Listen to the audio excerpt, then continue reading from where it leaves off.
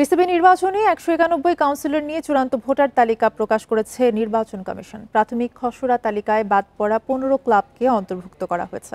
একাধিক অনিয়মের কারণে দুদকের অনুসন্ধান চলমান থাকায় খসড়া তালিকায় এই ক্লাবগুলোকে কাউন্সিলরশিপ দেয়া থেকে বিরত ছিল কমিশন। সিলেট, বগুড়া, পাবনা, সিরাজগঞ্জ ও নওগাঁ জেলার কাউন্সিলরশিপও অনুমোদন করা হয়েছে। বাদ পড়েছে নরসিংদী জেলা। খসড়া ভোটার তালিকা প্রকাশের পর ৩৮টি অভিযোগের শুনানি শেষে তালিকা চূড়ান্ত করে কমিশন।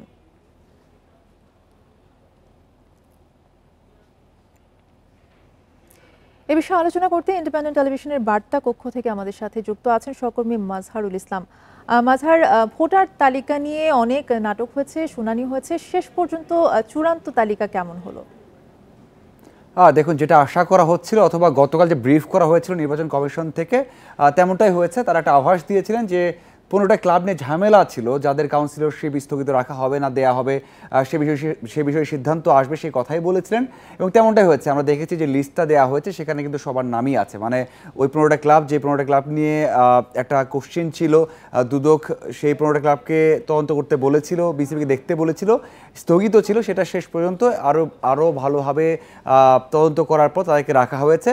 আমি কথা বলেছি যারা নতুন করে কাউন্সিলরশিপে যুক্ত হয়েছেন তাদের সাথে, ২ থেকে ৩ জনের সাথে ফোনে কথা হয়েছে। তারা বলেছেন তারা খুশি এখন, যদিও নির্বাচন নিয়ে সামনের প্রক্রিয়া কি হবে, তাদের জন্য সহজ হবে কিনা, সেখান থেকেও বিসিবি পরিচালক পদের নির্বাচন করলে কি অবস্থা হবে সেটা নিয়ে একটু দ্বিধাদ্বন্দ্ব আছে, কিন্তু তাদের যেই জটিলতা ছিল সেটা কেটে গেছে এবং ওই যে ক্লাবের ৭৬টা ভোট সেটা যুক্ত হওয়াতে বা সব হওয়াতে তারা আশা করছে যে একটা ভালো কম্পিটিশন হবে, একটা ভালো নির্বাচন হবে এবং তারা এই যে স্থগিতাদেশ থেকে নির্বাচনে ভোট দিতে পারবেন বা অংশ নিতে পারবেন, সেই জন্য তারা স্বস্তি প্রকাশ করেছেন। মাজহার, দ্বিধাদ্বন্দ্বের কথা বলছিলেন, সুষ্ঠু নির্বাচন নিয়ে কিন্তু পাল্টাপাল্টি অনেক অভিযোগও রয়েছে, এখনো পর্যন্ত কি মনে হচ্ছে?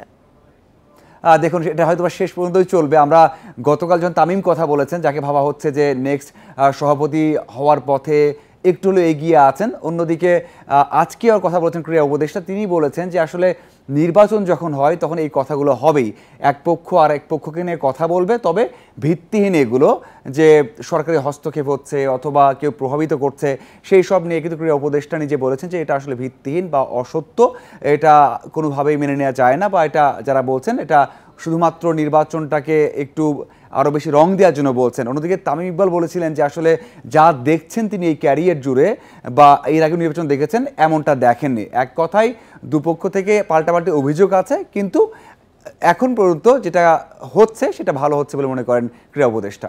তাহলে কি বলা যাচ্ছে আপনার কথা মতো যে সভাপতি হওয়ার ক্ষেত্রে কিন্তু তামিম ইকবাল কিছুটা এগিয়ে রয়েছে? দেখুন, এটা কিন্তু এটা অনেকেই বলছেন যে তামিম ইকবাল নাকি আমিনুল ইসলাম বুলবুল হবেন, কারণ এমন একটা অবস্থায় আছে, ক্লাব, জেলা অথবা বিভাগীয় ক্রীড়া সংস্থা থেকে আসে এবং একজন ক্যাপ্টেন থেকে একজন পরিচালক, সেখান থেকে হিসাব করে দেখা যায় যে ১২ ভোট হতে পারেন, যে হিসাবটা আসলে সবাই করছেন যে কীভাবে কে ভোট পেতে পারেন, মানে বা ২৫ জন নির্বাচিত হওয়ার পর তারাই তো ভোট দেবেন। তো সেই দিক থেকে একেবারে লাস্ট মোমেন্ট মানে একটা ভোট নিয়ে সমস্যা হতে পারে যে সেখানে ওই একটা ভোট কে পাবেন, বুলবুল নাকি তামিম, যিনিই পাবেন তিনি সভাপতি হবেন, মানে হাড্ডাহাড্ডি লড়াই হচ্ছে।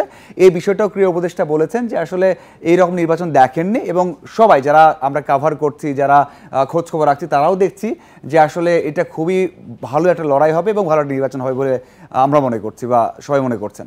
জি, ধন্যবাদ মাজহারুল ইসলাম যুক্ত হবার জন্য।